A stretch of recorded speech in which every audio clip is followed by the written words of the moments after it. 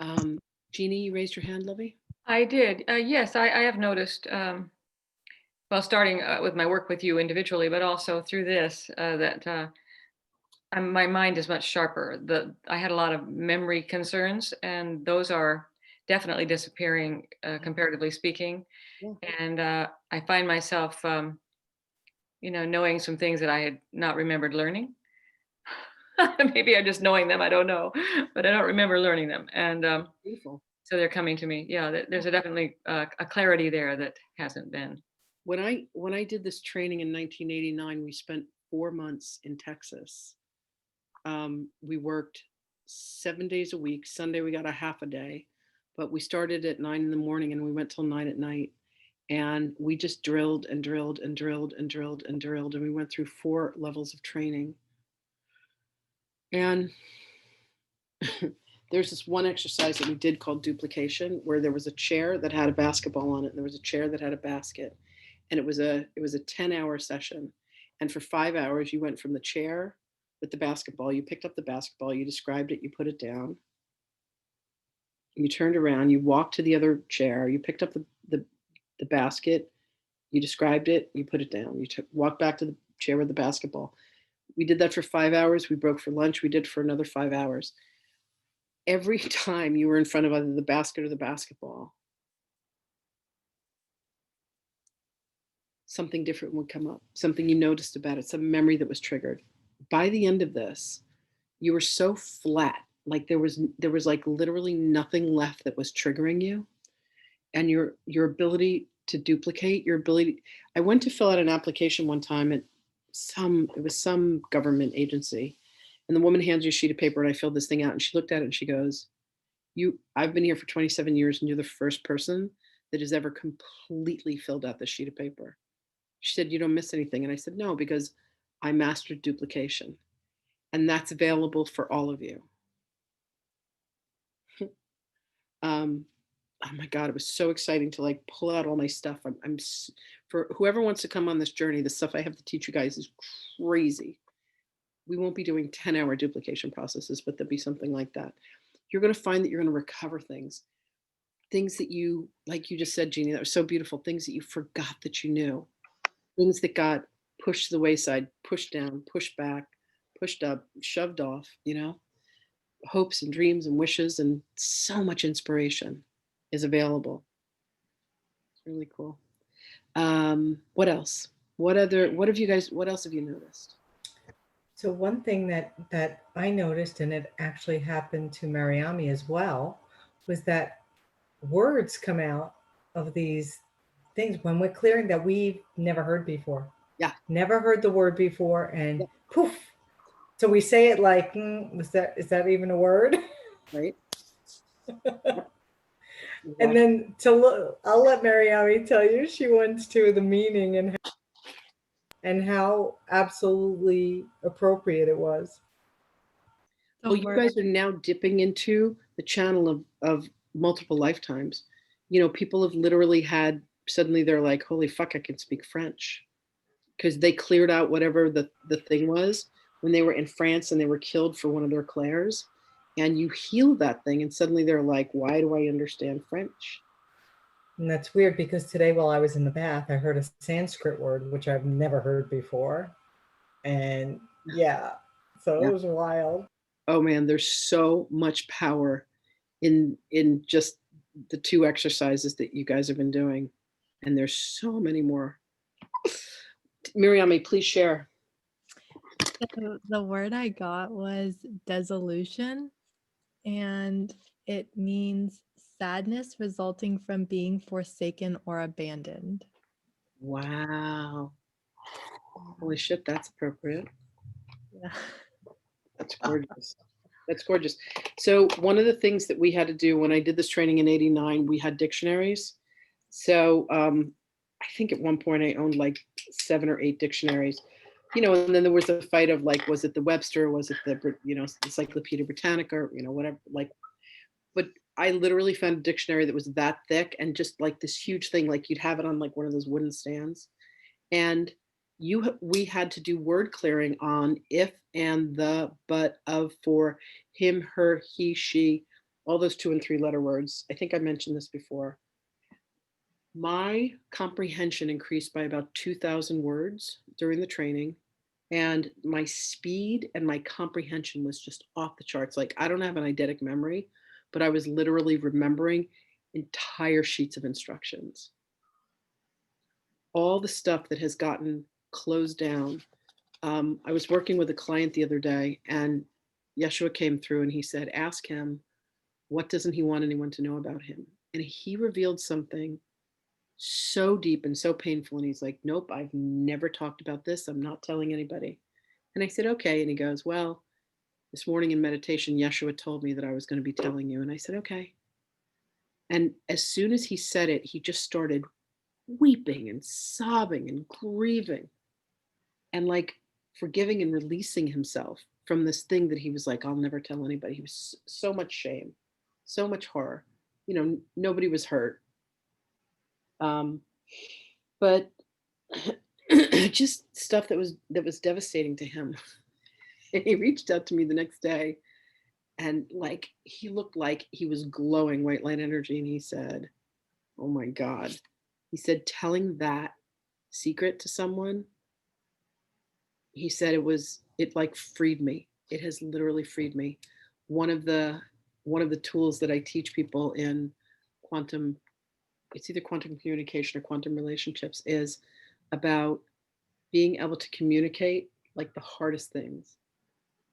You know, giving someone bad news, being able to receive bad news, having your buttons pushed, you know, all the things you've never told people, you know, things that you've withheld, things that you're, you know, what don't you want anyone to know about you is the simple command.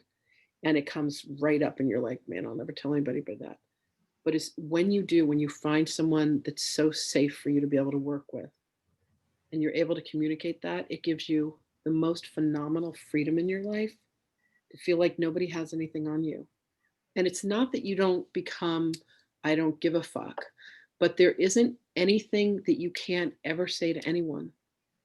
And that's where I come from. There isn't anything I couldn't ever say to anyone. There isn't anybody that I feel is above me. There isn't anyone that I feel that is better than me. There isn't anybody that I feel is not my equal. Do you know what I mean? Because I don't have anything that I haven't said. And yet a couple of weeks ago, I found something that I've been hiding from myself. So it, you know, it's a process that continues to unfold. But when you grant yourself the ability to say, I'm done with hiding out in the world. I'm willing to open my kimono and show the world who I am. It's freedom. It is pure, unadulterated freedom. No more secrets, no more lies, you know? Do you remember that movie Sneakers with oh my God, Robert Redford and Dan Aykroyd and this incredible cast? Um, I'm a big movie fan, and they developed this device that unlocked everything, everything, like all the government agencies, everything. They had all these. River Phoenix was in it, like they had all these brainiacs. River Phoenix would be, you know, as the millennial. River Phoenix portraying the millennial. But there was this thing that they had to try and figure out, and the answer was no more secrets. Um, when you can live a life, when you remember that when you were in Atlantis, we were all transparent and we all communicated telepathically and nobody kept any secrets. When you remember that stuff and you're willing to live from that place again, everything is possible. The tagline for what I've developed with this quantum living curriculum is that everything is possible. Stepping into the quantum field, you're given access to the realm where everything exists. And you come to realize that everything is possible. You can heal every wound, all of it. What were we talking about? Okay, Miriami. Start channeling this stuff. All right, Miriami, tell us your story. I just have some questions. The first is, or more of a comment. I didn't, it didn't come up to do incident handling when we were going through this exercise. So I was just wondering if anyone else went through that process. And a question for you, Lynn, is how do we know when it is incident handling versus versus psychic surgery? And then my second question is, Okay. like, is there ever an end to healing? Yeah, when you're walking as a Christed being and you're like, you know what? I know I'm complete with this lifetime, but I want to come back as a bodhisattva and help the rest of my brethren. I think that's a great question for you to ask Jesus. You know? Even what you just told us, Lynn, there was still some healing there in your channeling. Yeah, there's always healing. You know, if we're here, we've chosen to come back here and do this work. I mean, Yeshua did healing. Yeah, it is. So Mary Elmay, let me answer your question. When you've really gotten a handle on psychic surgery, when you know that, like for me, my inclination is, let me ask the records.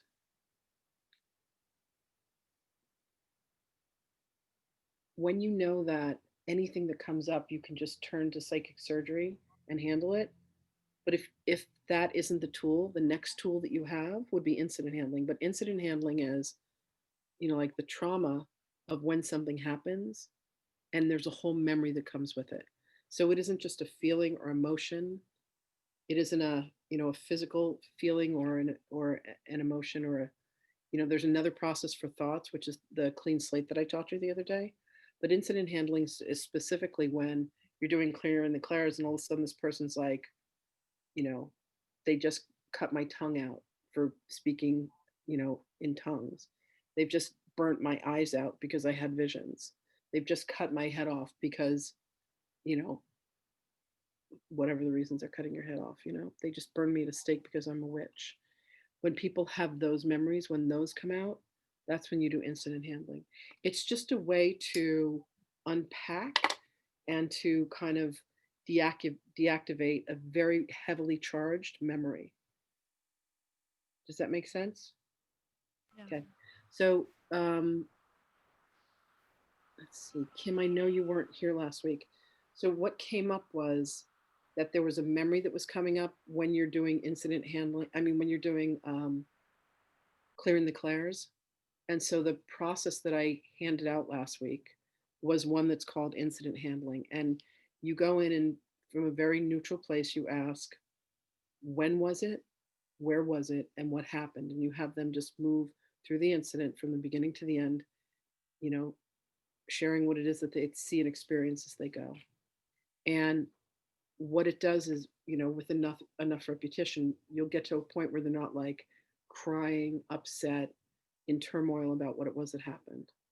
At the end of incident handling, I usually go to where is the, you know, where is the pain, the trauma, the energy from that incident, you know, trapped inside. And so I use them together in combination. The reason why you've closed down your clairs, the reason why everything's not at a 10 is because you've had these incarnations, you've had these cycles where something happened. You know, it's just that simple. So it's now 2 tools that you have. You're going to get a lot of tools through this workshop. When you're in the Akashic Records and suddenly you pull up a memory of, you know, how you died. And it isn't just simply being able to go to the emotion. They need to talk about what happened and why it was that way and where, you know, when you say when was it, and they're able to locate in time, it's like flipping through the records and going to the page. And then when you say where was it, you know, it's making it more real. It's almost like how when you're describing the mass, you get the shape, the size, the color, the temperature, the texture, the weight, and the purpose, and all the feelings and the emotions or the energy that's trapped inside of it.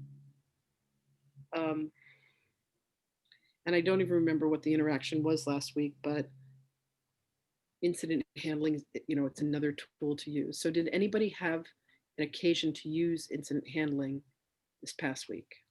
Tammy, you want to talk about it? Sure. Yes, when we got to the part about what is trapped what emotions and feelings are trapped inside the mask. Who were you working with? I was working with Renee, Okay. so Renee can chime in. She started talking about how the stone got in the middle of her back. She said she was hit with a weapon and she was at war, like she was a Viking soldier. And someone hit her from the back with a stone mallet or something like that. Renee, you can correct me if I got this wrong, but Yeah.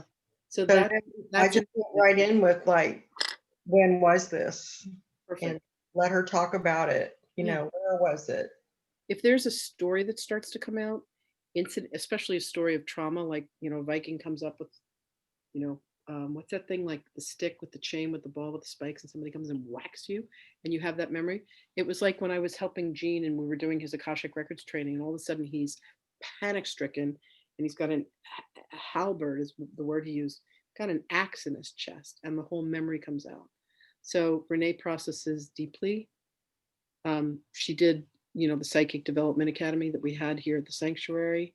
She's very gifted, even though she doesn't realize it yet, but she is, but she's learning. Yeah. So she's easy to process. It's fun. It's fun to work with her. Um, um, You're on mute, Renee.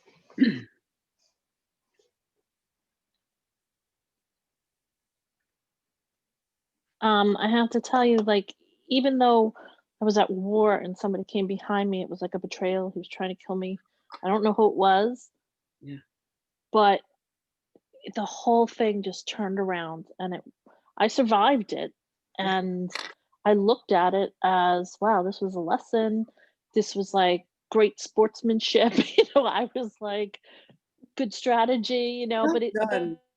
but I also realized that it wasn't my kind of strategy. Like, I would never come up and just blindside somebody. I know my job is to kill people in battle, but I wouldn't do that. Like, I'm already fighting somebody else. Why do you have to come? Let that guy kill me, not you. Go find somebody else. And that would be me. But I still wasn't mad. It was like, wow, all right, So and when it you was a positive thing. right, that's gorgeous. That's Yeah, it's weird. No, it's Yeah. transmutation of the energy. When Yeah. next week, when we go into learning how to read the Akashic records, what you'll be able to do is go into the records and say, well, that comes in 2 weeks when you do the Akashic healing, but you'll be able to go to that lifetime. You'll be able to see who the people were. And then when the week when we get to the Akashic healing, I take you to a realm that's known as the place of planning. First, you'll come to the round table. You start at your place of peace, you go to your round table, you meet your guides. The guide will take you, whether have a message for you or want to show you something about a particular, story within your Akashic records. And you're taken on a journey and you're shown something. And then at the end of the journey, you get taken to the place of planning. And in the place of planning, it's where all souls come and they make their soul contracts with each other. My brother and my niece, my sister's daughter, have this chemistry between them. They have this dynamic between them.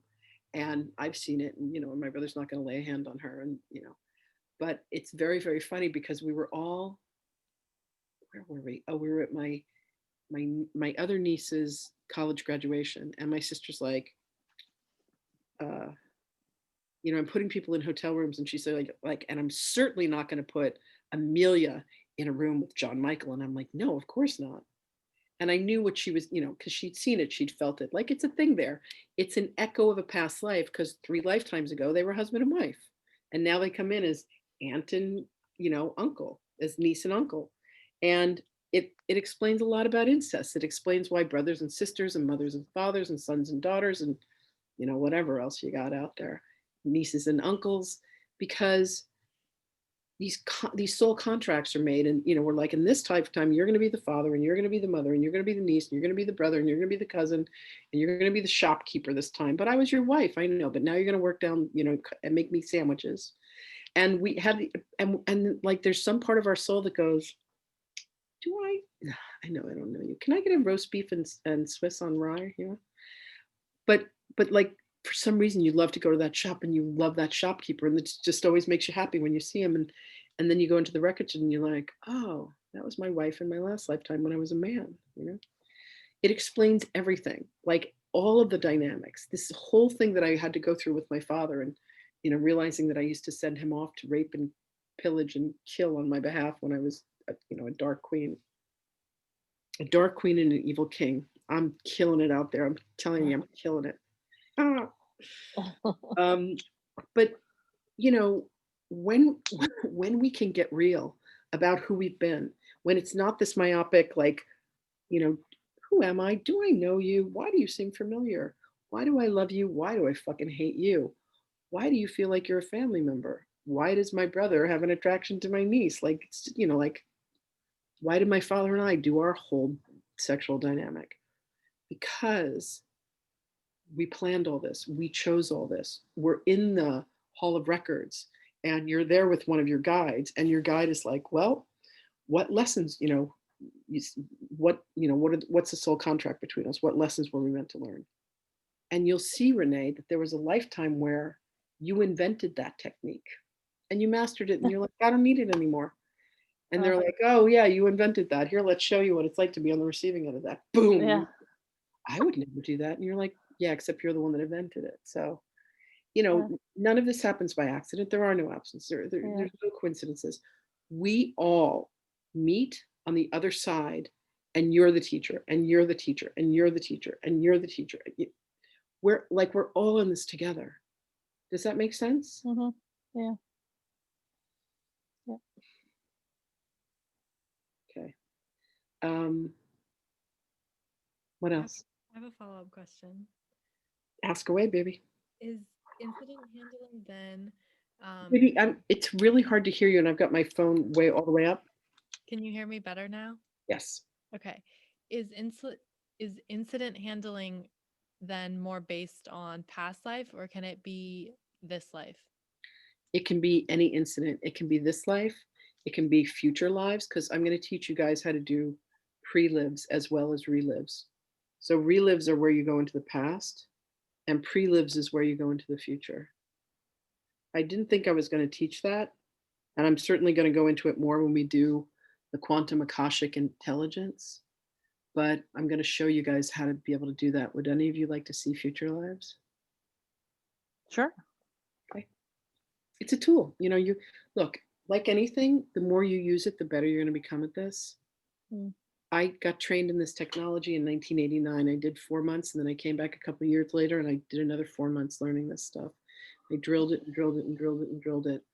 I've done thousands of hours of this work. Malcolm Gladwell wrote that book. Hi, baby Cody. Outliers, which, he said 10,000 hours in any field and you have mastery. And he cited the Beatles. They played in Germany, and they did, they played all over Europe.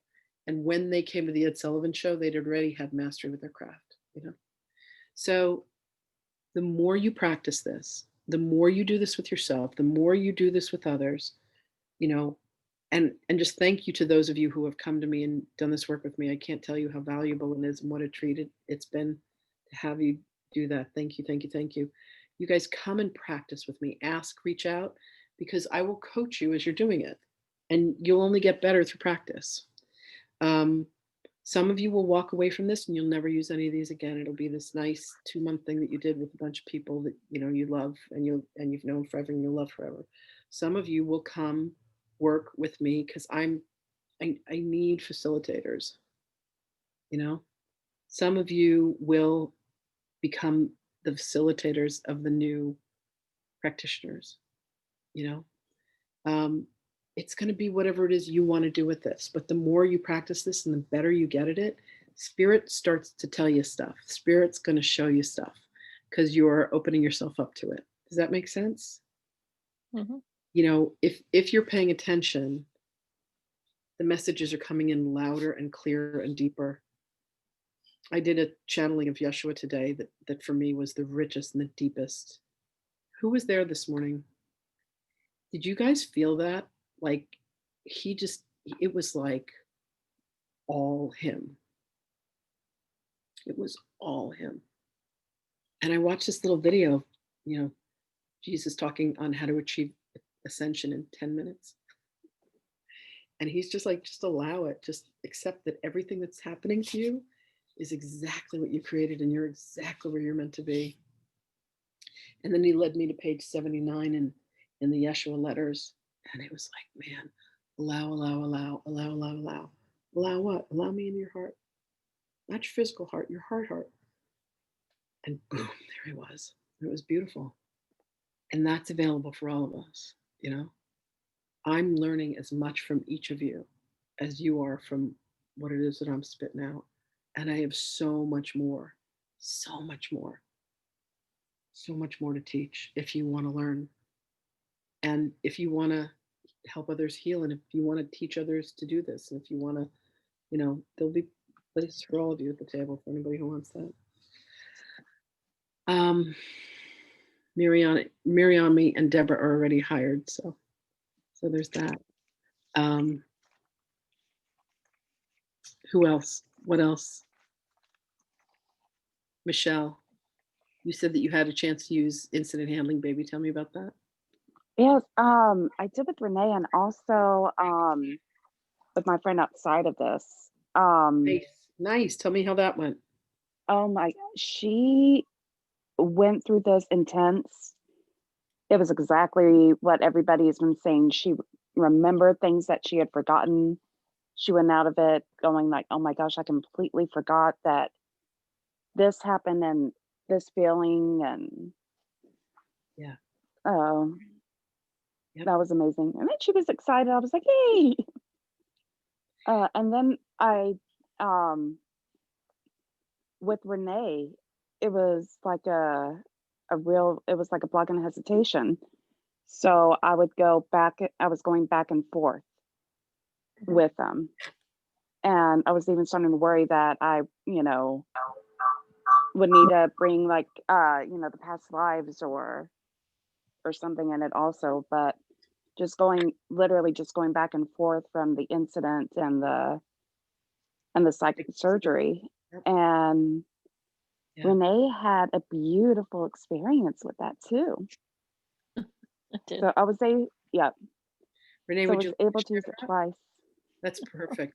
That's perfect. Mm-hmm. Listen, what happens is you'll notice that when I facilitate you, so mm-hmm. people that I've probably worked with the most have been Janine, Miriam, Michelle, Karen, because you guys have done one-on work with me, Deborah, Tammy and John most recently. I weave, I follow the energy. I'm Mm-hmm. like surrendered to like spirit, what would you have me do next? Where would you have me go? And there's a thing called human design, which is a way of a combination of both astrology and the I Ching. I'm unwilling to study it. I'd rather pay somebody else to tell me my chart. I'm the same way about astrology. I don't want to know. I know the planets, I know the signs. I don't want to know anything else. I love human design. So excuse me. I always thought that I was a manifester because I think of it and I can bring it into manifestation. But I found out that I was actually an emotional generator with a solar plexus, emotional solar plexus generator. Don't ask me what that means, except that what I'm supposed to do is have a situation and either get a yes or a no. So I live by that gut instinct, but it's solar plexus, so it's like a yes or a no for me. And I can say no very easily and very strongly. And I can say yes. And I, you know, like Miriam was so cute the other day. She's like, can I offer you some processing? And I was like, yes. She said, thank you for saying yes, which is something that I say. I love when people say yes. I just love that. Because like that's yes to life, you know, and there are times when it's really appropriate to say no, thank you. No, thank you. I won't be doing that. And one of the things as a generator, I thought a generator was someone who was like making something happen. They're like, no, that's a manifestor. That's another class. But a generator does generate, but it works from a principle of yes and no. You guys find out. I forget what the website is you go, but you pop in your birth information and they'll describe your human design. It's fascinating, fascinating stuff. I Ching, which I love, and astrology, which I don't understand, but seems to apply. Although I prefer Vedic astrology to Western astrology because it's where the planets were when you were born, not Hmm. thousands of years ago. Um, Actually, that human design, like I think I did that like a week ago. I'm with you. I forget what the website was, but I it's did go there. genekeys.com, GENESKEYS. Hmm. It's really cool stuff. What is that again? Can you say that again? Gene Keys, GENESKEYS. I think that's the website you go to. Or just Google human design. So Renee, what was that like for you, my love? Oh, I think that was the one where it was about, lack of self-worth, self-love, self-esteem. And when I took it outside my body, it was just like glowing, and it was like coming down through my feet, like this golden light through me straight up to the heavens. And then all of a sudden there was an angel, the back of an angel I saw. Like I'm out in front of me, and I see this beaming light going up, like beautiful, loving light. And then this angel, I see the back of the angel with the wings like over me. And I just thought it was Archangel Michael. And I know nothing about any of that stuff. So I just wanted to say Michael, and I find out he's a protector as well as, I think, a healer. So I think he was the perfect one. So am I right? Was that the right one? Yep. Mhm. Yeah. What if It those, was like, and I still remember the picture. It's just so vivid. what if those Yeah. were your wings? It's funny that you say that, because last week when we were doing all of this, the retreat that we went on in Montauk, I believe I did get my wings, and everyone, it was just healing me. Like I was hugging myself with my wings, but they were not my wings. Okay. This time it was not. It was an angel swooped down, stood right in front of me, where, I'm here, but I see myself out in front in that light, and the angel stood right in front of me with his back. And I know it was a guy, I don't know why, and the angels were wrapped around me. And I just felt being in his wings with that loving light just going through me and him. It was awesome. Deborah, who was it? Oh, it was Michael. Mhm. Was Yeah, it was pretty cool. I think we spoke right after that, right? Didn't we speak Probably. right after that happened? And I think yeah, we I said did. that was Michael, and and Yeah. I said yes, he is the archangel of protection, but he is Yeah. also a huge healing archangel, and nobody really calls on him for healing. a lot of people call on Raphael. Yeah. Right, because that's what she said. It was probably Raphael. I said, no, I just think it was Michael.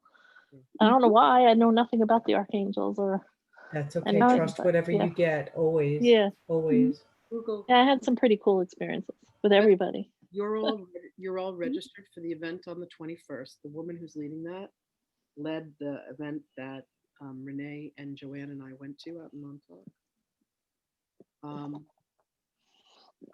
She asked for an email with all of you. So she has your email and you'll be receiving information about it. But it's 7:30 to 9. It's going to be on Zoom. Reverend Sandy Goranada. Sandy is from the Pleiades. She's an ET. She's fascinating. She's fascinating. Yeah. Cannot wait for you all to experience her. So class that night will be on Zoom, but not this Zoom. And I'll make sure that you all have the link, but you're all registered. Great. Thank you.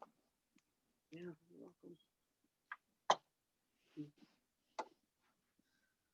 Anything else? I'm told there are 2 more people to share. John and Tammy, how'd the practice go?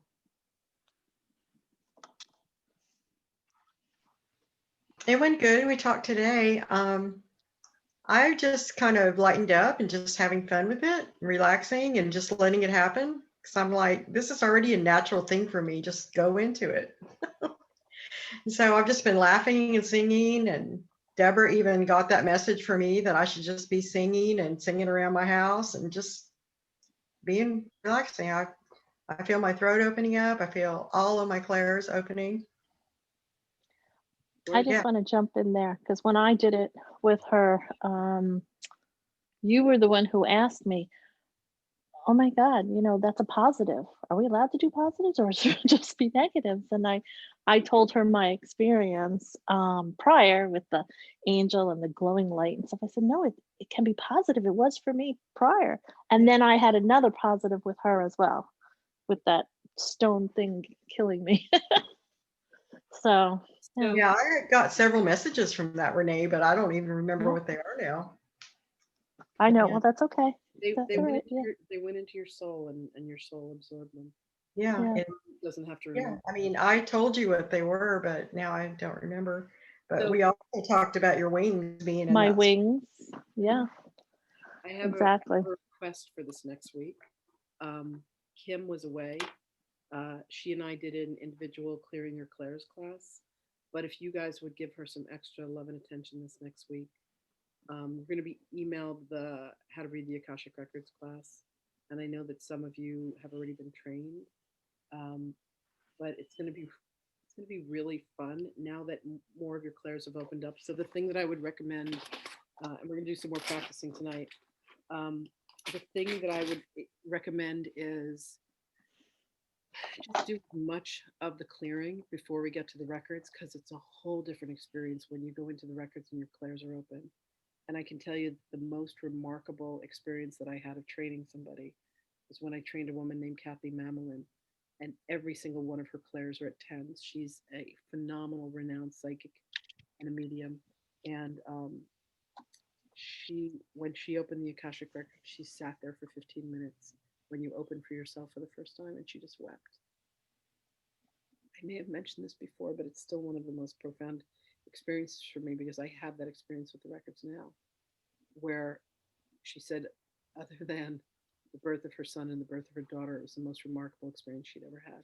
I want you to be able to be open to the power and the majesty of the records. The healing that is available in there is absolutely extraordinary. And the more that you've opened your senses, I mean, she was smelling and she was tasting inside of the Akashic records. That's how open her clairs are. But the more that you have that open, before I send you guys into breakout rooms, is there any particular clair that someone's struggling with that they would like me to particularly work on with them? I'm giving up struggling. For you. Right? I have a question because my well, most of the time it's my clairvoyant that comes in very low. And each time I would do the exercise, then I would test them again, or they would help me test them, and it would come in higher. But then the very next time I'd have a practice, because Karen and I practiced 3 times together, and every single time it would start out the same number, which was 4, and then it would move up to like 7 or 8. But then the next time I was practicing again, it was back at 4 again. I was just wondering, what does that mean? There's just a whole bunch of stuff there that hasn't been cleared out. No. So what they're saying is that there's a pattern that you have of there's a pattern. There's like a well-worn path. You know how our brain, the design of our brains is based on the way that the energy works through the everything in the brain, and the ruts and the grooves are like the neural pathways that we've created for the ways that we think and the way that we believe and the way that we feel. There's something about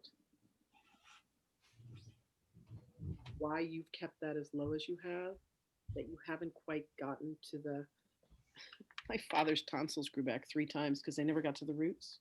So let's work on it. They just you guys haven't gotten to the root of it. And so it's like, it keeps springing up. What was weird is because I had told Karen, because every time I've worked on the clairs, because you and I had worked on them, Lynn, it seemed like when I'd start back, it would go back, that clairvoyant was low. But with Karen, the first 2 times I did it with her, the clairvoyance was coming through higher, like 7 or something. And it was my clairsentience that was coming in low 2 different times. And then this last time with Karen, I think it finally reversed, where it was my clairvoyance that came in low and my sentience came back. What's up with that? So there may be something that's happening in your life right now that you don't want to see. Hmm. And there may be something that's happening in your life right now that you don't want to feel. And so your path of least resistance is to go back to old behavior. Hmm. So and you guys have done this for just a couple weeks now. Right. This is class number 3, and 4, I think. 4, yeah. right, class number 4. So you've learned 2 techniques, and some of you have had the advantage of having me work with you one-on-one, and you've been doing a lot of work with each other. I just want to commend you all for that. Really well done, everybody. I didn't know if John wanted to say anything because I was really starting to be able to read him whenever he'd be in his head versus his heart. And he commented on that. So I didn't know if he had a question about that or anything. So, Well, you just outed him. So, John, is there anything you'd like to say about that? sorry. It's like, That's all right.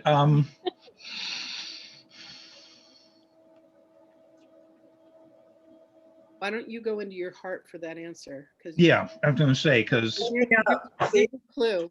I think I'm living Here's in. why I want to see you guys in front of me. This is why I do face to face. And in this time of Zoom, we've had to do Zoom, but I have you guys in front of me. Because as soon as you go, I know you've gone up to your head. When you go like this, I know you've gone down into your hearts. So what I would recommend is just allow yourself, when you're going to answer, to just close your eyes, take a breath, and exhale through your heart. Because there you're going to get the truth that's of the soul, that's of the heart, versus, the ego's good goddamn idea about another fucking thing. I say that with love. No, I don't. So, John, you immediately went up, and, you and I have talked about that. You know that. It's a path of least resistance for you. You are smart as fuck. You've tried to think your way out of things. This body of work is about feeling your way back into yourself. Would you guys concur with that? Would you say that this is an emo process? yeah, Absolutely. Definitely. yeah. And I was, able to see it. And then as soon as I said, take a breath, you just immediately go back in your heart, John. I mean, you really got there quickly. Inhale in through your nose, exhale through your heart. And you're going to immediately be put, and I mean, just for me, I close my eyes because it just takes away the duality, Inhale into the third eye, exhale into the heart. That journey, I don't know how many inches that is. That journey can seem like it's forever, or it can take an instant, So Tammy, we'll get back to you in a minute. John, anything you want to say about that? And just because Tammy brought it up, you don't have to share if that's not what you're feeling. No, I'm still very aware that my go-to is to immediately think, overthink, analyze, overanalyze, discount the feelings and emotions. And So open your eyes for a second. Please raise your right hand if your default is to go to your mind.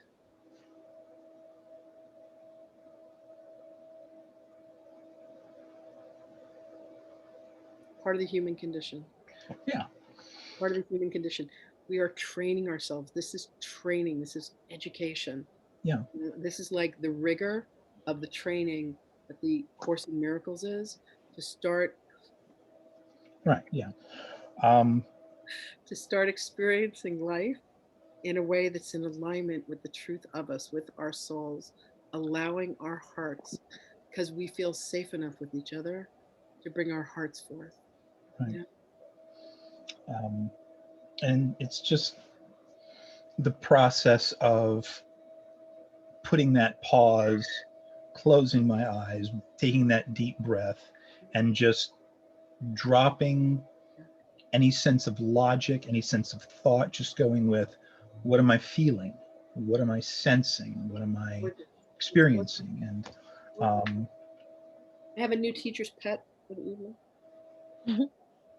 And Well done. Well done. it's just, it's new, but I know Tammy's worked with me on this, my wife.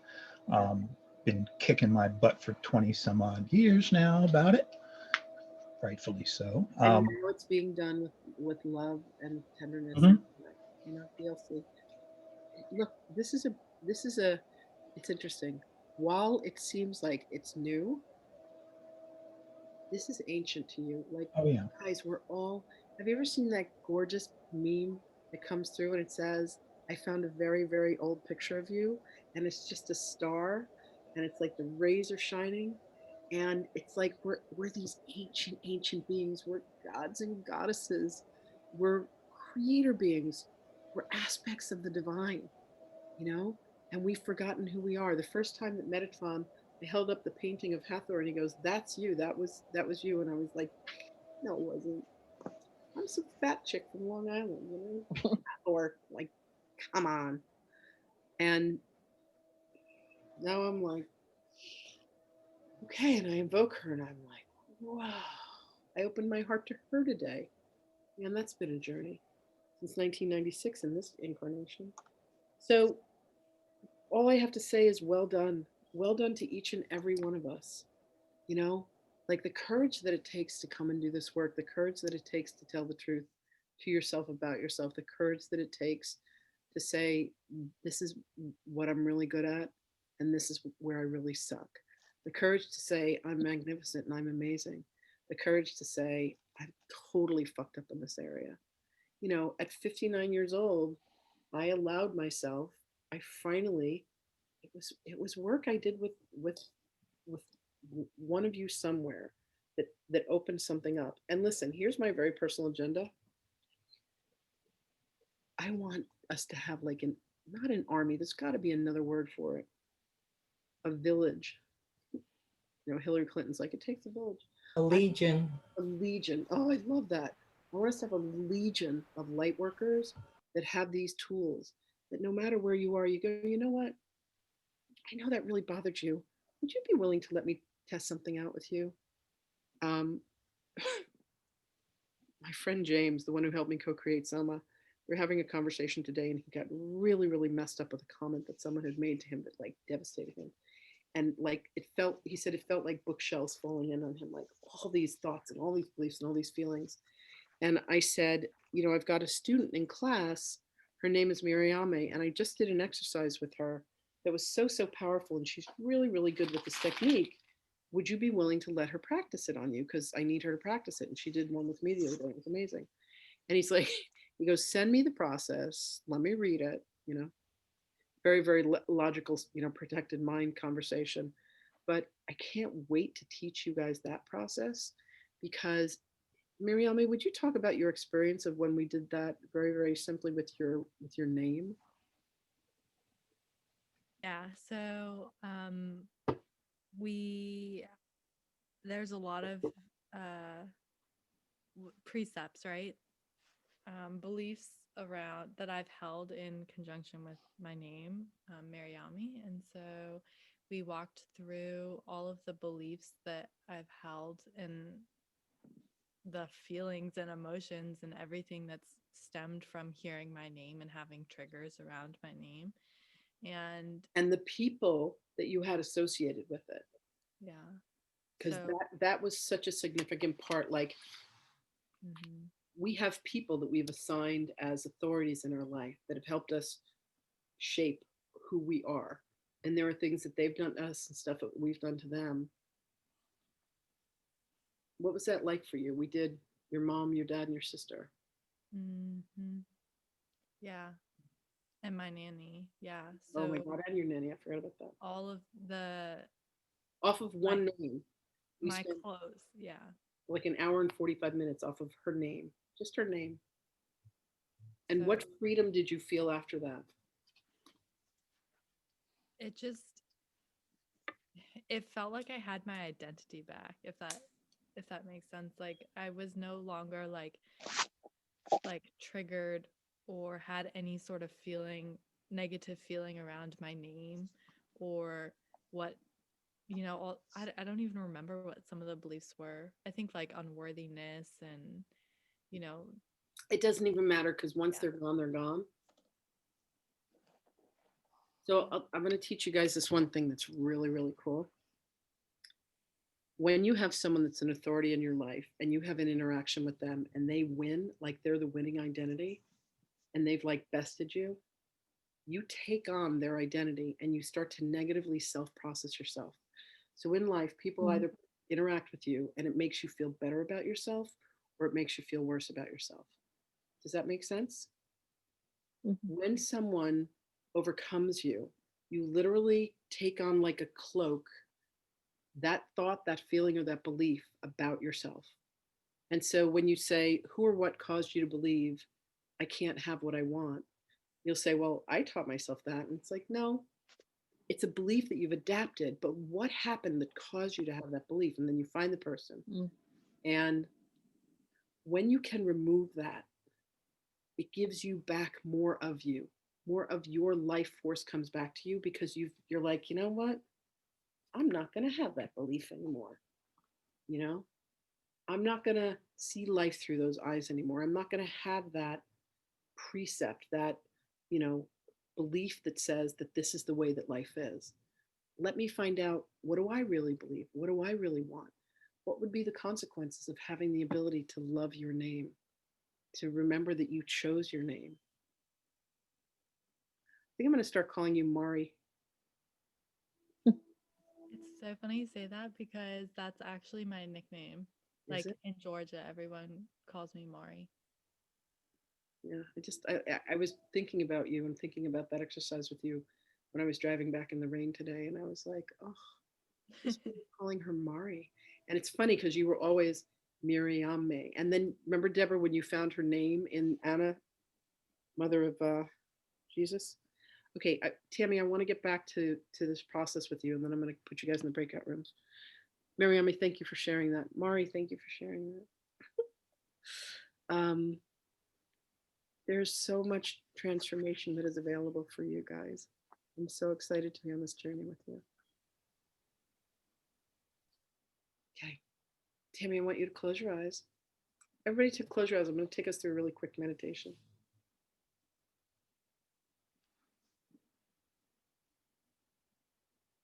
I want you all to imagine that you're breathing in white light in through your nose. Let it come into your third eye. And then as you exhale, I want you to let it travel down through your heart. And I want you to exhale through your heart. And as you do, I want you to let go of any tension, worries, anxieties, concerns, anything. Just let it all go. Breathe in white light. And then exhale any darkness.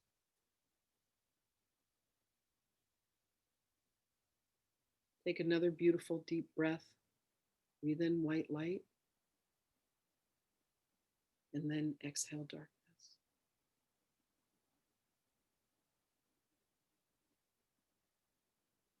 Take another breath in. And then I want you to pop your heads off and tuck them inside of your hearts. And just bring yourself completely heart-centered.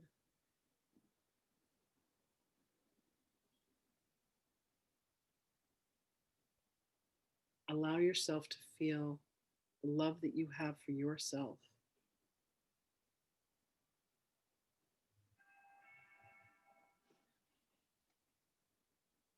Take another inhale. And with your exhale, you can go ahead and open your eyes. Beautiful. Tammy Joy. Hi, sweetheart. It's good to see you.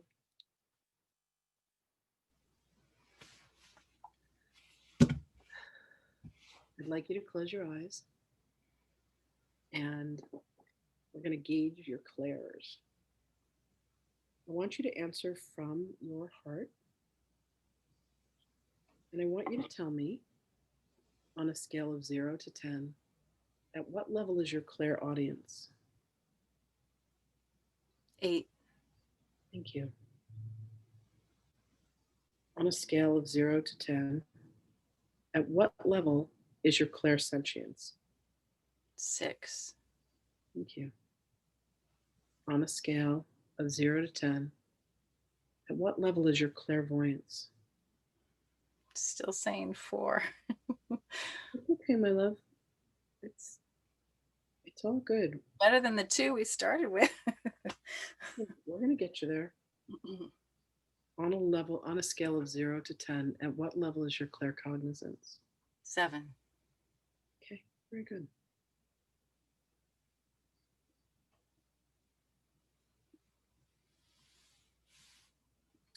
So what I do at this point is I go in and I'm talking to her guides.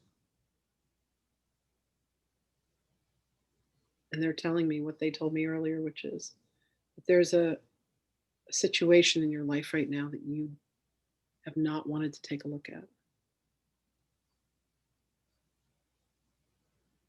Are you familiar with what that is? Do you know what it is? Okay, you see how her eyes went side Yeah. to side and up in her head? I'm not sure because I feel like I'm wanting to face everything, so I don't. Baby, I get it. Listen, 58-year-old memories just came up, so I get it. But where you answered that, like, did you guys see the eyes? Here, I'm gonna do this. Are you okay with doing this in front of the group? Yeah.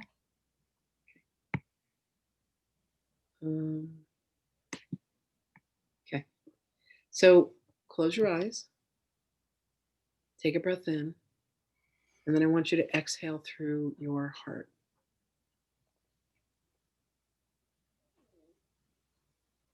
What is it in your life that you have not wanted to look at? First thing that comes to you.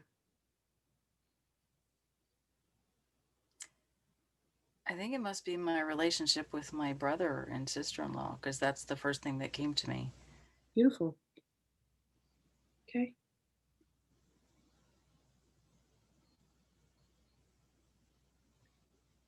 Okay.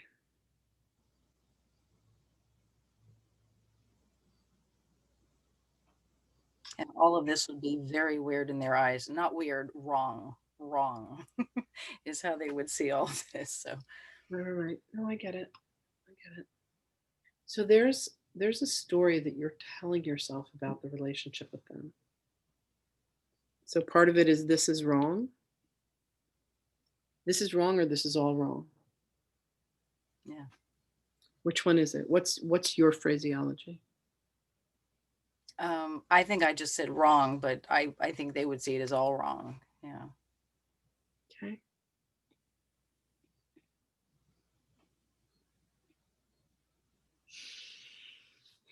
Who is it that's the stronger advocate? Is it your brother or your sister-in-law? You mean against stuff? Yeah. I would say my sister-in-law. Okay. Now, I already knew the answer to that question.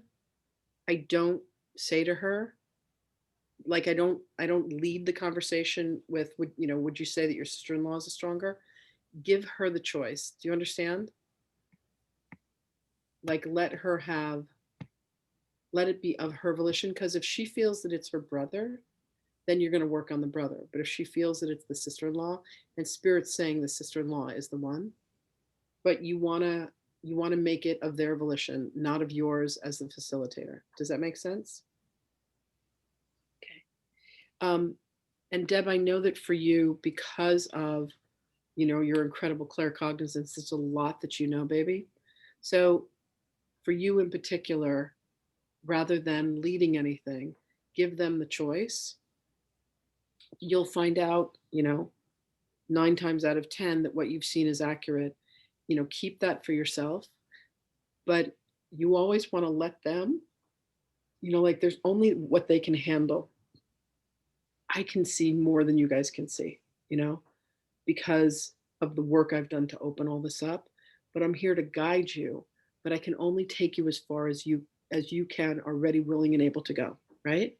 So there is a dynamic for both. There's a place of pain with your brother because he's family, but there's something extra that's coming in from your sister-in-law. So when you think about this dynamic with your sister-in-law, where does that energy land in your body? I feel like it's in my heart because my heart's like beating really fast right now. It's very nervous. Yeah. Okay. Baby, you're so loved. So here's a request that I have for all of you. And I think we've already done this, but I just want to do this again. Can we agree that this is a safe container where anything that occurs in here stays in here? That everybody is held with love and respect and honor, and that you just get to feel really safe here. Is there anybody that can't agree to that? Speak now, and we'll kick you out. Beautiful. Thank you all. Thank you for granting that to each other. Okay. So who would like to walk her through this energy in her heart? Who would like to practice? Who wants to get some practice and allow me to do some coaching with you? Kimmy, you want to give this a go?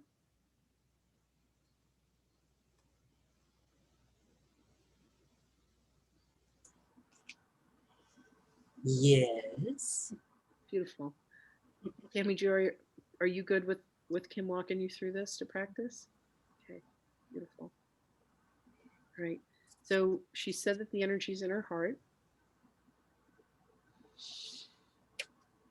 And Tammy, what color is that energy?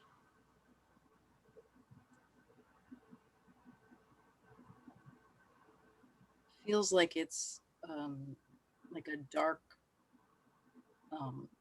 purpley red. Thank you. And what shape is it? It's a teardrop. Oh, thank you. And how big is it?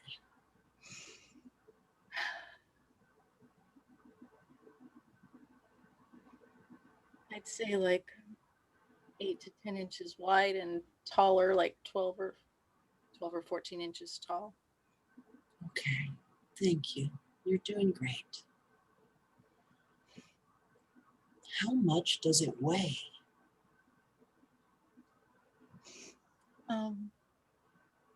It feels like it's really heavy. Thank you. And what temperature is it?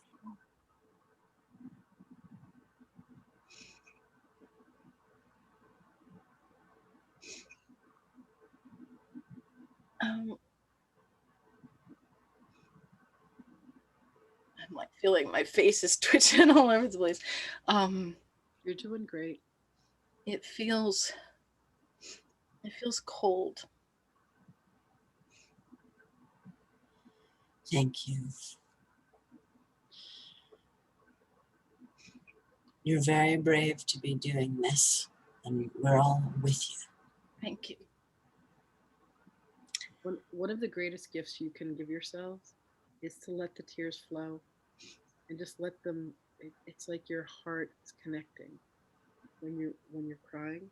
So just, we're raised in a society. How many times we're ever told, stop crying, I'll give you something to cry about. Let the tears flow.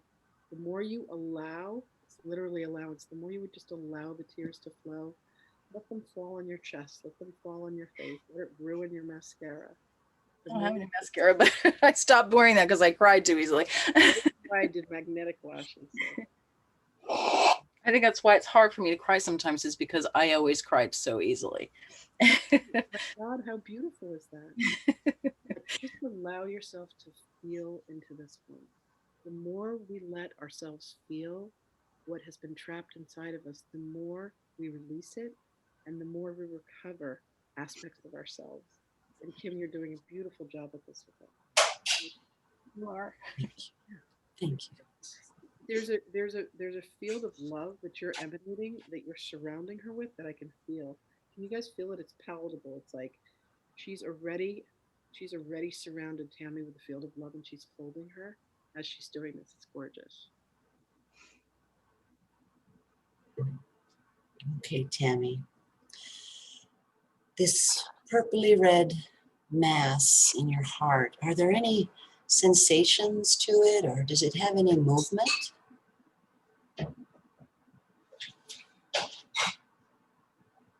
No. Okay, thank you.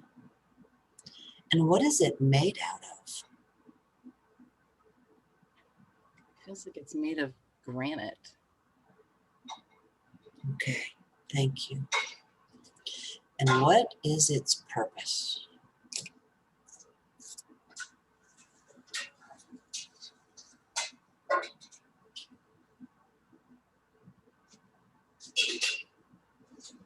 It feels like it's like freezing that pain to protect me, to keep me holding myself together.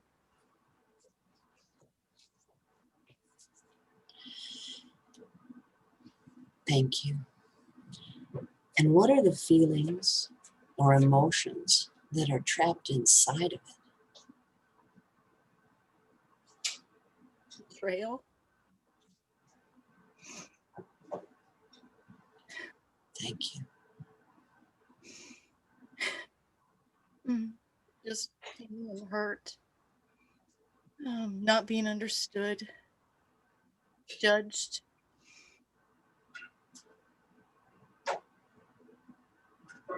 Thank you. Fear. There's definitely fear in there.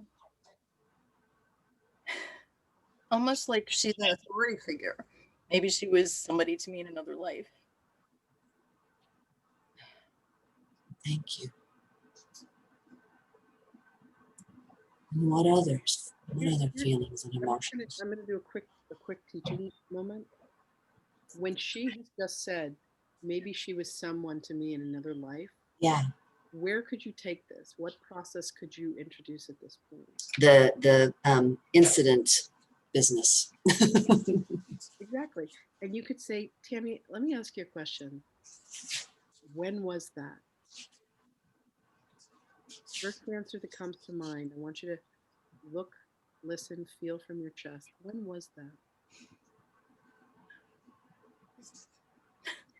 It feels like it was in the 1600s. Thank you. Where was that? Just allow it to come, baby. You're doing great. I'm here in Wisconsin. Okay. Thank you. And what happened? I don't know if anybody was there in the 1600s in Wisconsin, but Of course there were. You ever heard of Indians? that's true.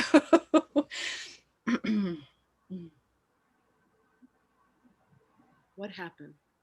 Allow it to just play out and allow yourself to just see, move through it like a movie, telling me what you see and experience as we go.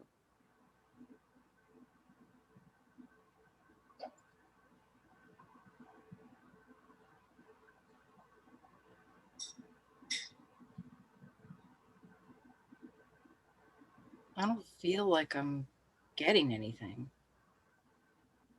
Okay.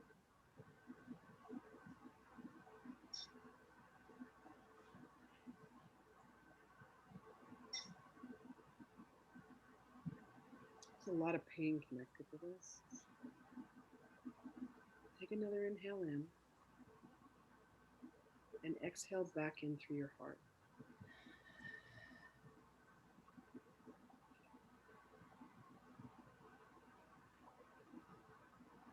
The 1600s in Wisconsin. What happened? Allow yourself to open to it.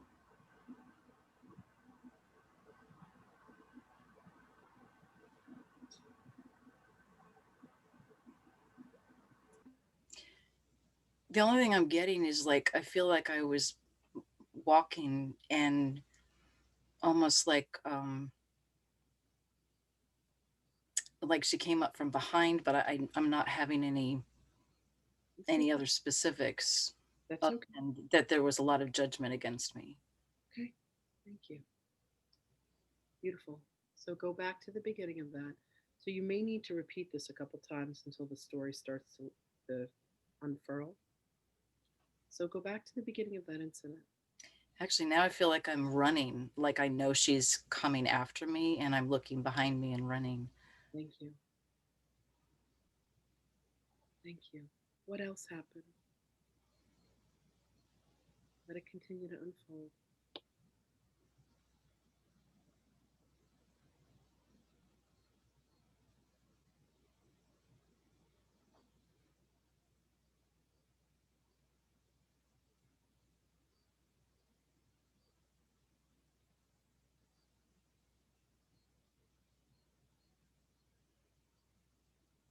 Stay in your heart. I have this weird feeling like I stole her baby. um, Thank you. I'm not seeing things, but I just kind of like that popped up. I felt that. That's right.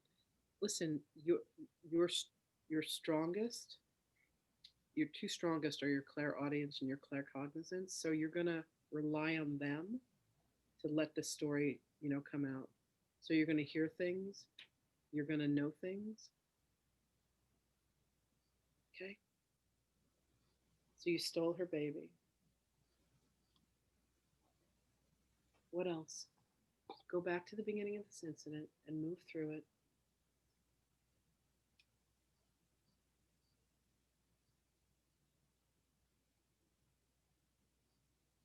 I feel like I was trying to protect it, because I'm like, did I steal it for my own, selfish reasons? Or I feel like it was trying to protect the child for some reason. I don't know much else right now. Thank you. I thought I was doing the right thing, I think. Okay, very good. So once again, I want you to move to the beginning of the incident, and I want you to move through it. You're going to be able to see more this time.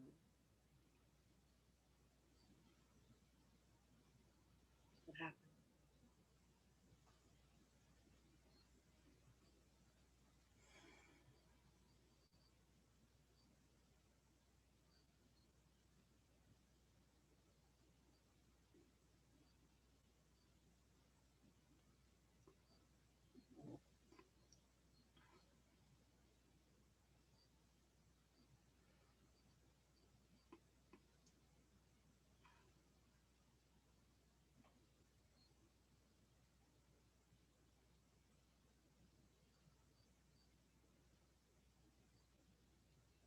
Um, I don't know. Again, this is just like a thought that popped in.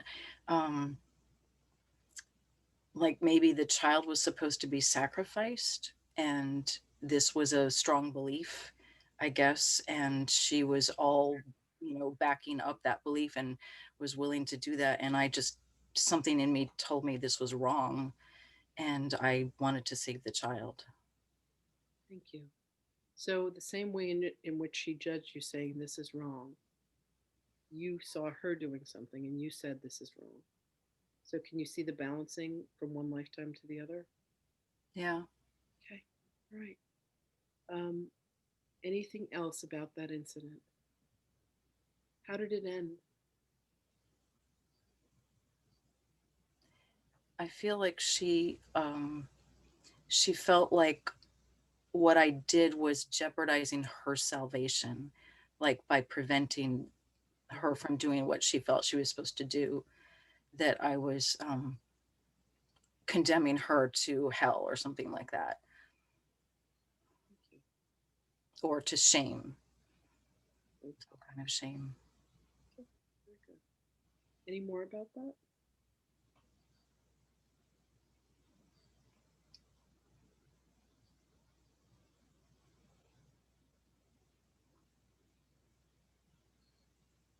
I'm not picking up anything else or sensing anything else. Okay. So, how many of you were able to see it as it was happening? Okay, good. Um, so that means your clairvoyance is strong. Um, so Kim, I'm going to have you pick up uh, where she had said, I feel like, I've known her from another lifetime. The last feeling and emotion that you had was fear. So just pick up, are there any other feelings or emotions? So that, just that little bit of incident handling unpacks it some more. It gives the story to why this is so intense for her. Make sense? Yes. And then you just go right back to finishing up. Okay. So what other feelings and emotions are trapped inside of it?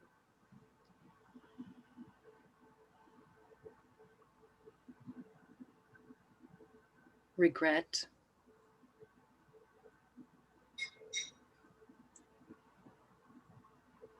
Guilt.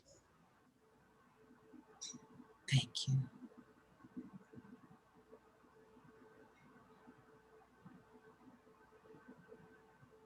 And judgment on my part. Instead of feeling judged, I'm judging.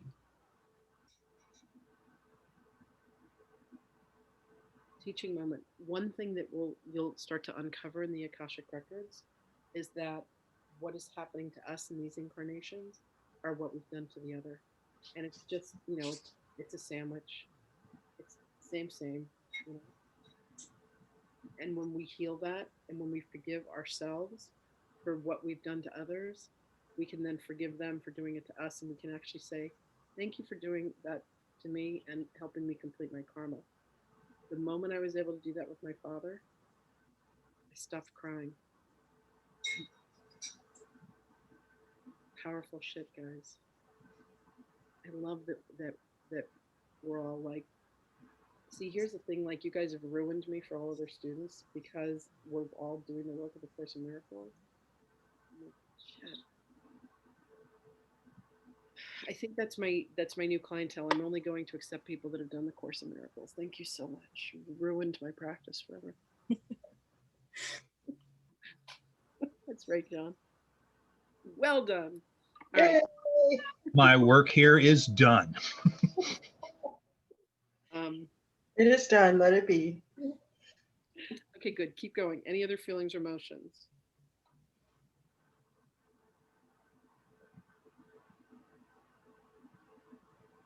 You feel a lot better already. That's amazing. Yeah, that incident handling is a powerful little tool, man. When you get to the truth of what that thing is, you allow yourself to see it. It's like freedom. Yeah, and it makes more sense because then I'm like, no wonder I've been so uptight because there's, like you said, there's a karmic thing there. So I'm all bound up in that too.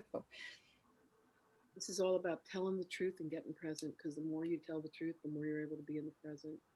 When you're filled with secrets and lies and misunderstandings and things that are blocked off, you're not in the present. You're stuck in the past, you know? All right, beautiful. Kimmy, keep going. Okay. Tammy, are there any other feelings or emotions trapped inside this purplish red teardrop in your heart area?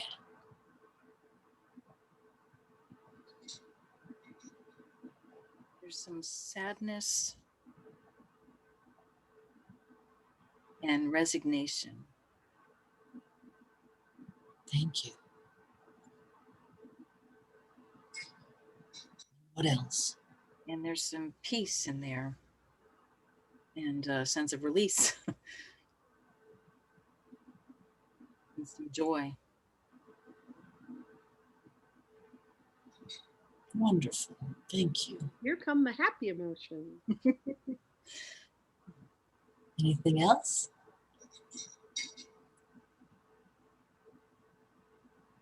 Like a breath of freedom. Wonderful. Thank you. And what else?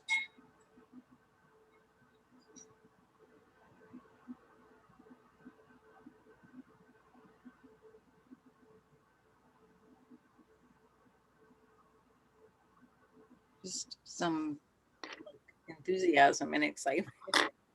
Yeah, I don't think there's anything else. A clean feeling.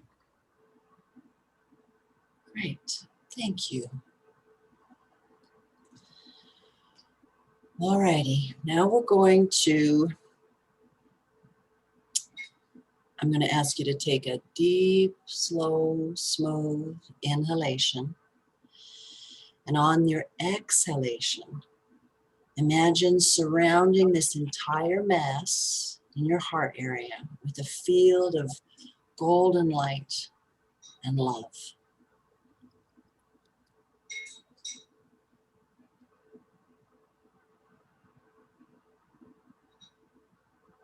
You're able to do that? Thank you. And now another deep, slow, smooth inhalation. And on this exhalation, gently slide and glide that mass outside of your body. This is going to move very easily. And bring it outside in front of you to where it would just be out of reach, just more than 3 feet away from you there. Okay. Okay, very good. Thank you.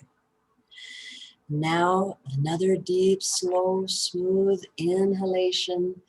And on this exhalation, turn it white.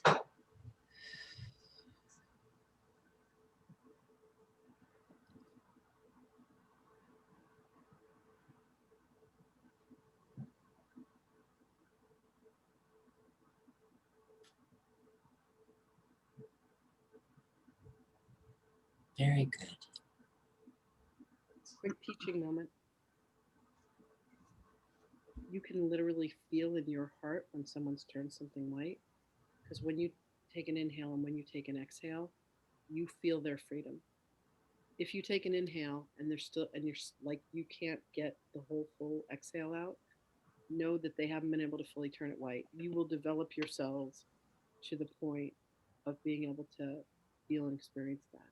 You'll know when they've surrounded it with light. You'll know when they've moved it out. You'll know when they've turned it white. Intend that to happen, and you'll develop that. It's really, really cool. How many of you could feel her turn that white? Beautiful, beautiful, beautiful, beautiful. Gorgeous. Okay. Last part. Yep, closing those eyes. Thank you. Now we're going to imagine that you have magical powers in your fingers, or the fairies come by and loan you their fairy wand. And we're going to tap that area, that large area around your heart where the mass was. And fairy dust is going to fill it, seal it, and protect it. That area where the mass was and where it had attached itself to your body.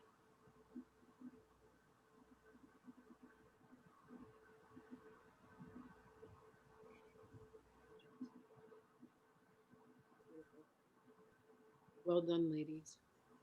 Now, you see that smile on her face? You can't make that shit up. That's what I call a cause indicator. I didn't realize I was doing that. Right? No, but that's called like something released. So, Tammy, I want you to close your eyes, my love, and go into your heart. And I want you to tell me on a scale of 0 to 10, at what level is your clairvoyance? It was an 8. Beautiful. Yeah. Oops, sorry. Beautiful. I was muted. Beautiful. Beautiful, beautiful, beautiful.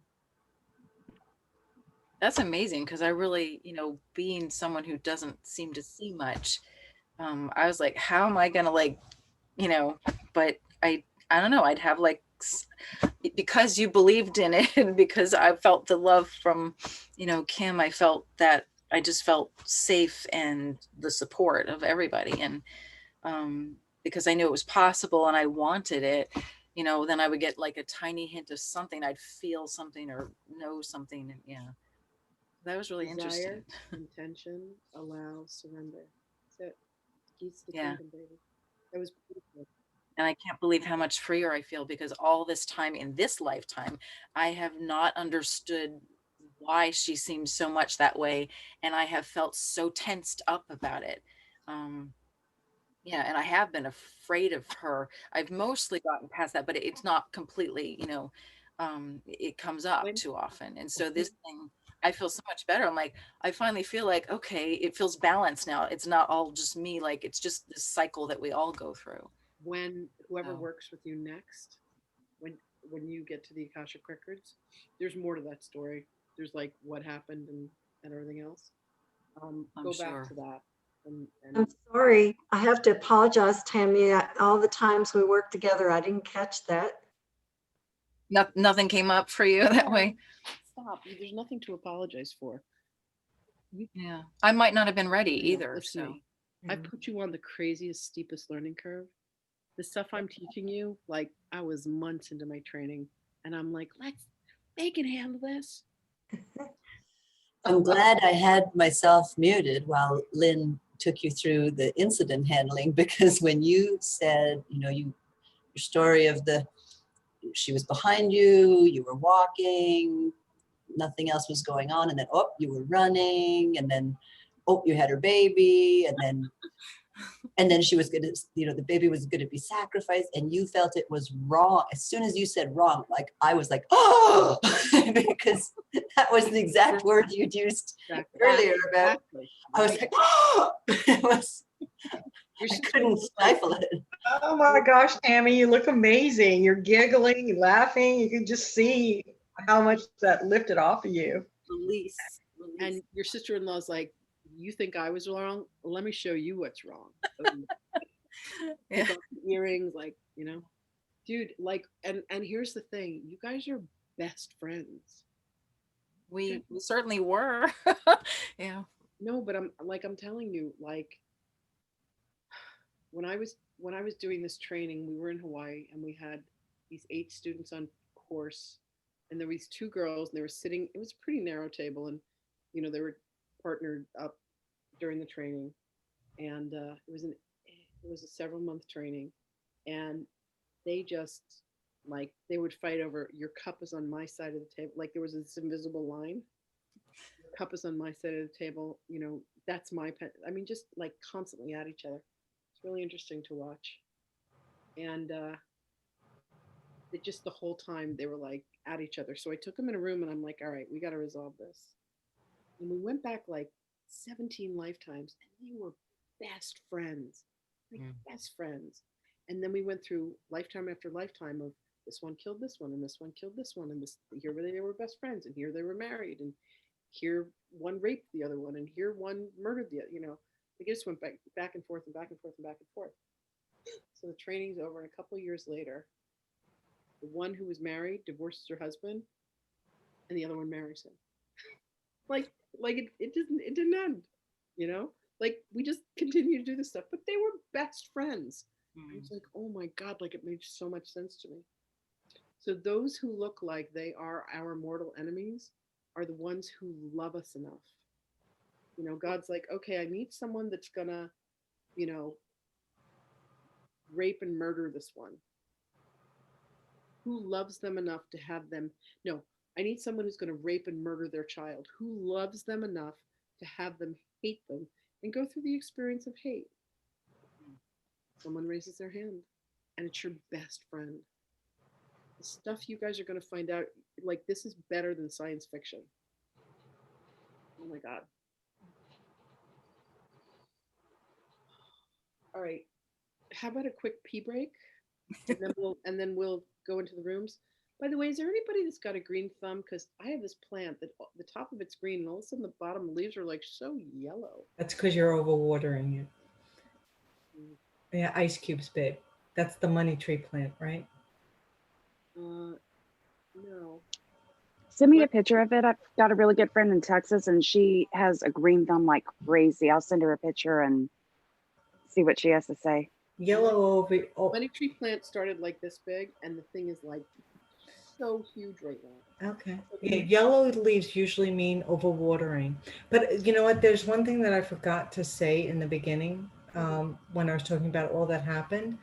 You know what I realized as we've been working on the 4 clairs, my clear smelling has. Dude, there are 13 clairs. I'm just using the 4 most popular. But the other ones Claire are, Alliance, Claire Gusto. Claire Gusto is where you taste. that's the only one that I've never had. That's the only one that I haven't had yet. Oh, thank Yet. yourself, because there's some disgusting stuff that they come from the other side. Yeah. Yeah. But I was smelling WD-40 all day today. I have no idea who that is or what it's for. But there was WD-40 and some men's cologne around today. Yeah. Oh my God, I was at my aunt's and it was like my uncle's cigar, my grandmother's rose. She's wore rose perfume. So funny. I thought the clairsentience was about the senses. Clairsentience is like the feeling, like where you get the goosebumps, so you feel them touch you. Yeah. It is. That's what clairsentience is. Feeling the presence, you know, like the room gets really cold or whatever else happens. Yeah. Mariami, did you want to say something, babe, before we go for a pee break? Can't hear you, babe. Can you hear me better now? Yeah. Okay. So I worked with Kim and I just want to give her props in front of everyone. I feel like she did such a good job of holding space and just I felt so safe when I was working with her, and it was watching her do it with Tammy, it was beautiful.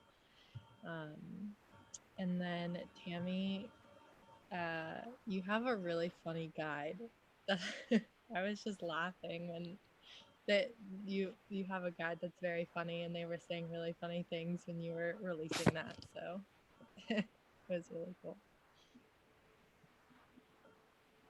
You guys are going to be so madly in love with each other by the end of this thing, and you're all just going to have like white light shining out of your ass and every other orifice. I'm telling you, I'm so excited.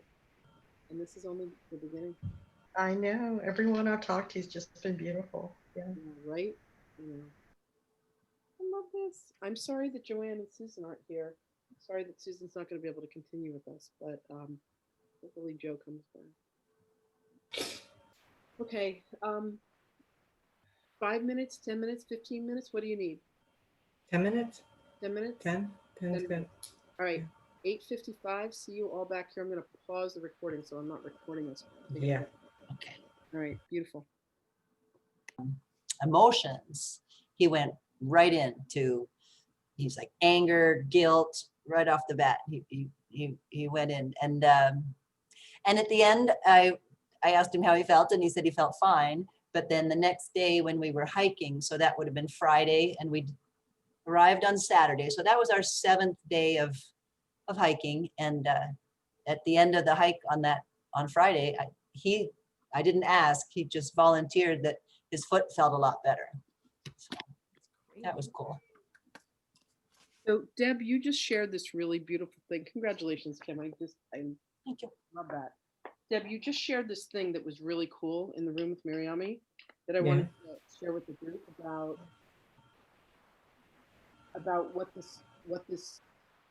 what psychic surgery is providing for you as a tool. Like, how is it changing the world? I can't hear you, babe. How's it what? How is psychic surgery changing how you're perceiving the world?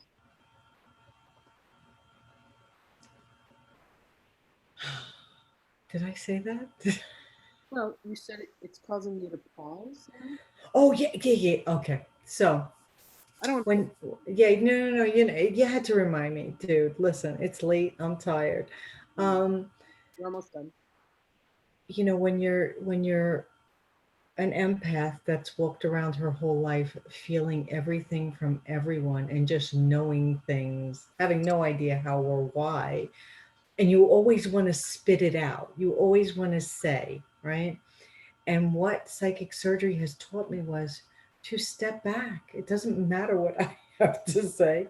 It's the person that's trying to heal that matters, what comes out of them, and unless I'm guided to ask, and I always do, because I guess it comes in from this side, unless I'm guided to say, okay, well, can you just dig a little deeper, or, take another breath and go back in there, crack it open. It's helped me learn to just sit back and wait and relax and just allow it to happen, which is just mind blowing for me because I'm always like, oh my God, this, you know, and that. And now it's just really taught me to just, it doesn't matter that I know. Beautiful. Yeah. For those of you that can join us in the mornings at meditation at 9 a.m. Eastern, we're starting and we're doing it, you know, we're there every day. We're starting a journey with Yeshua through the Yeshua letters and through the stuff that he's got to bring through. And then we're going to start the Way of Mastery in January. And I'm also doing the, you know, A Course in Miracles with Magdalene. So it's going to be a rock and roll year next year, next few years. I pray that we're all together forever. Obviously we are. All right. I love Wherever there's Zoom, there'll be us, right? exactly. Whether I'm in Virginia, I can't wait to see. I want to see Doesn't matter. what Jane said. I can't wait to What see Kathmandu. what it's a vortex for. So cute. I Anyway, love you all. Good night. good night, everyone. Trying to say something. What, baby? Go. Renee was saying something. Oh, wait. Oh, Yes, thank you. were- I didn't know I was on mute. Sorry. I just wanted to know the meditation tomorrow at 9. How long is it?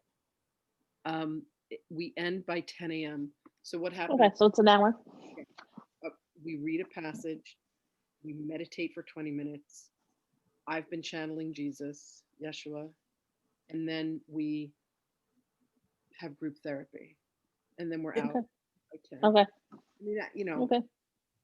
people left because first we were doing group therapy, and some days we wouldn't even meditate, and so now we have a structure around it. Yeah. Okay. Yeah. Alrighty. And group Thank you. therapy is amazing. It is really amazing. We're triggering the fuck out of each other, and we're all healing. Yes. So, extra credit points for anyone who wants to come and practice on the teacher. Okay. I'll And practice with you. I love you guys, Mariana. When Lynn and Kim and Tammy, what is that say? What did that say, baby? When Lynn and Kim Yeah, were what did that say, Miriami? doing healing earlier today, I heard Jesus say, "Heal for one, heal for all." Aw. Aw. Oh, I want to say thank you, Okay. because I knew when you were doing that, you were healing for us too. Yeah. Listen, the healing work I do is for all of us. The healing work I teach is for all of us. You know, I do healing, I do teaching, I do mentoring. Mentoring is when you're doing both. And I just want to, you know, give a shout out to Miriami because she came in and she just took this by storm. And she came in, she bought the big package. She's been working for me since August. And the transformation has been extraordinary. And when you come and do that stuff with me, I'm going to keep shoving you in my classes because, you know, look at this magic. It's funny. I was commenting on her today about the transformation from early on to now. Huge, huge. All of you. Oh, look at Tammy Roberts. She's like, I'm good. I'm here for everything, man. Smile on Tammy Joy's face, like, dude, there's literally white light coming out of your third eye right now. Yeah. You know, Yeah, it's beautiful. beautiful. The stuff that I know that Michelle has been letting go of is just extraordinary. And Renee, I've never seen you smile like that before, so it's really.